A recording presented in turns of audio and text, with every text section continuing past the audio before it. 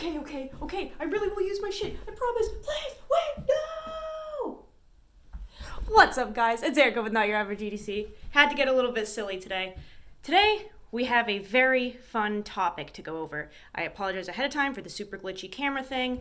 The camera's dying on this. It sucks. Just listen to the words if the glitchiness bothers you. Okay.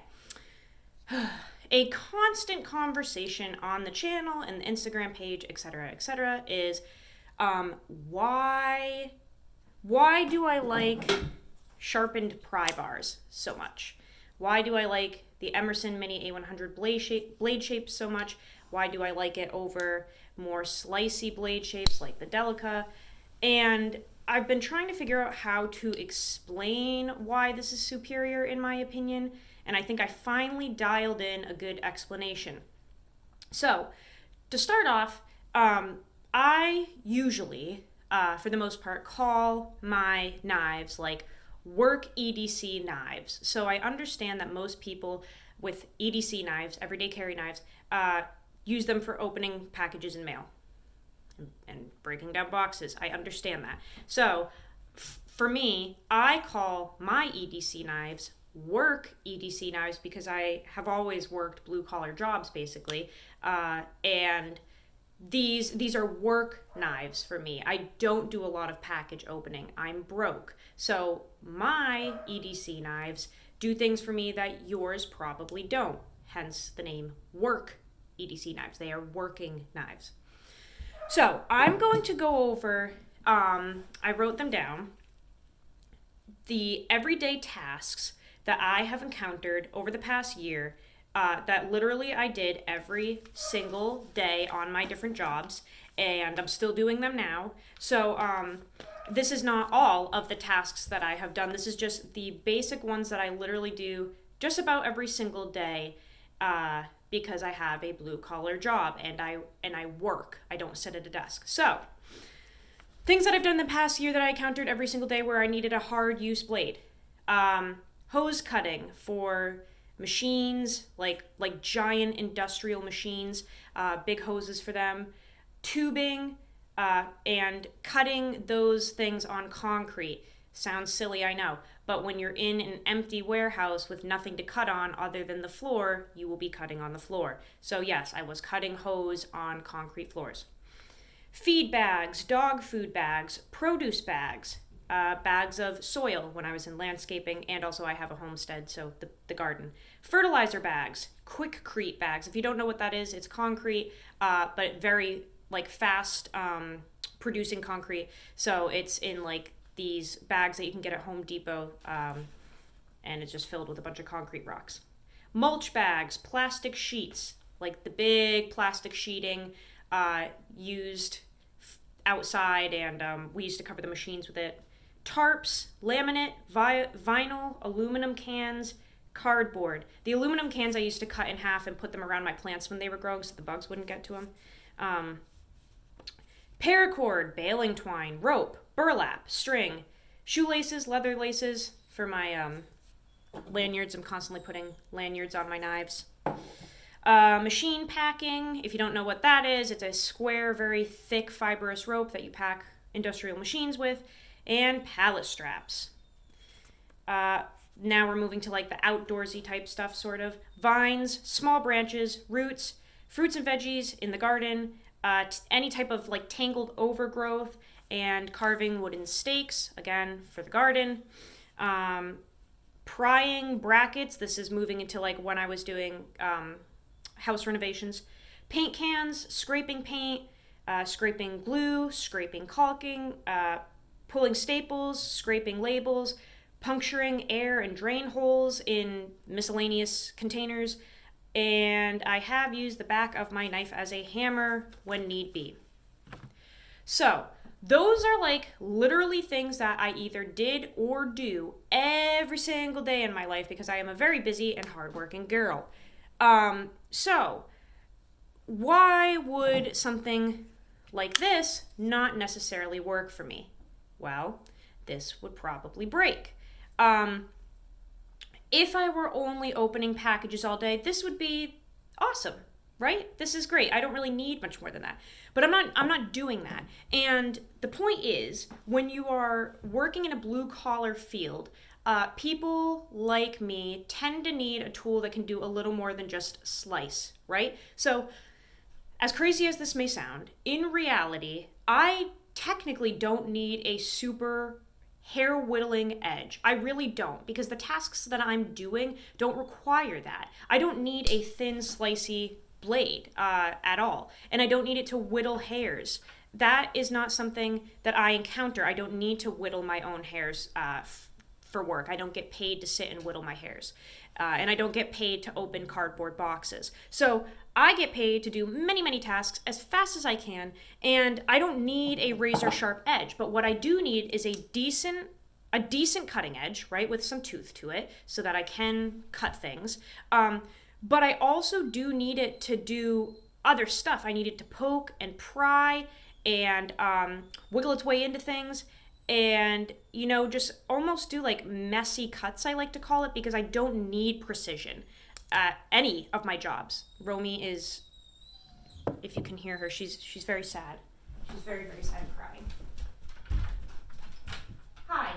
We don't need to cry like that, okay? Because the world isn't ending.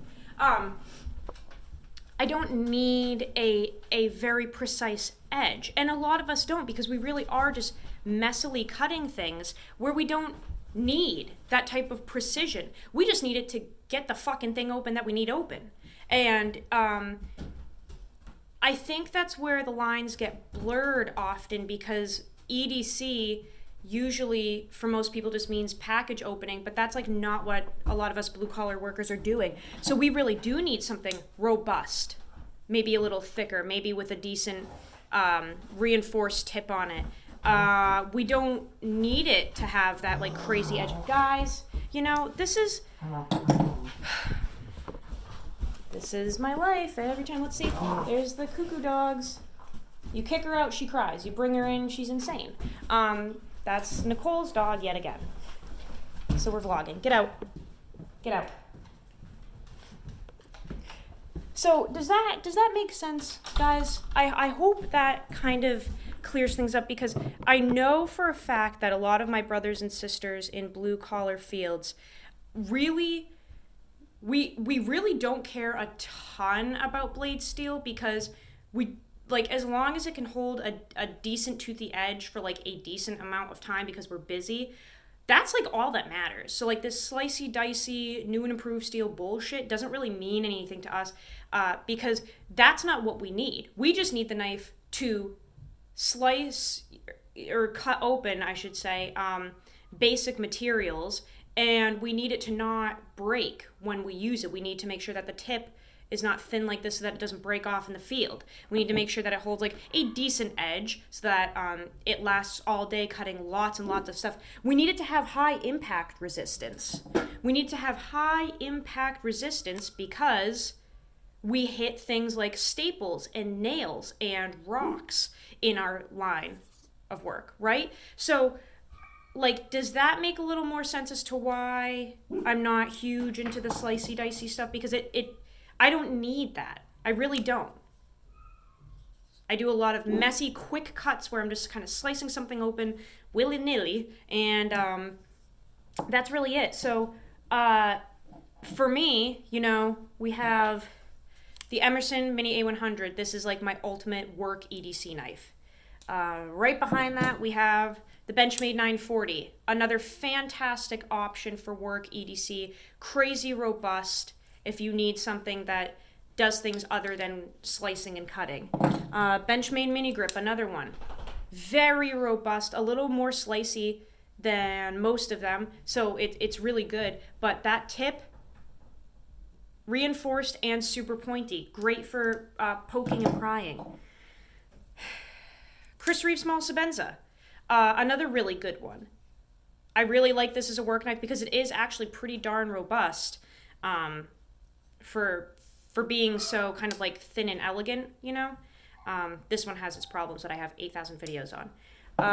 What else? Benchmade Mini Crooked River. Really good utility work knife. Won't break on you in the field. So hopefully that makes sense. I just don't need a hair whittling edge, guys, and I don't need thin and slicey. I really don't. Is the Delica doing fine? Yes, but I've already encountered numerous tasks that it could not do because it doesn't have the right blade shape, geometry, thickness, etc. And let's see.